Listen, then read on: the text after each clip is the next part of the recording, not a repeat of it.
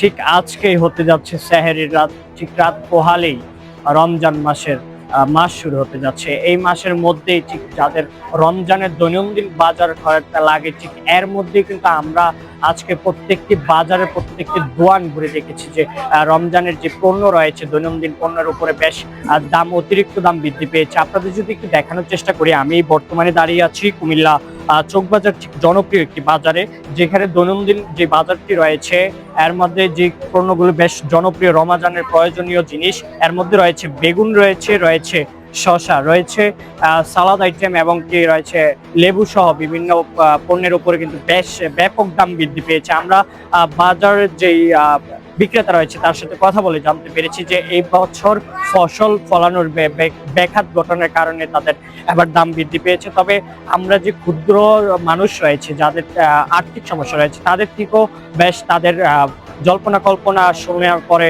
তাদের থেকে মনে হয়েছে যে তাদের মনের আকাঙ্ক্ষা ছিল যে এবারের রমজানে তাদের ঠিক সব পণ্যের উপরেই বেশ কম দামে তারা নিত্য প্রয়োজনীয় জিনিস কিনতে পারবে। তবে এবারও দাম বৃদ্ধির কারণে তারা এবারও ব্যাপারটা করবে বলে তারা আশ্বাস করেছেন, কারণ এই রমজান মাসটি তাদের উৎসবমুখর একটি মাস রয়েছেন।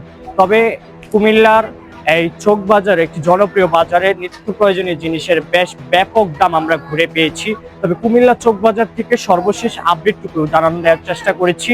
মোহাম্মদ সিয়াম হোসেন প্রীতম, কুমিল্লা।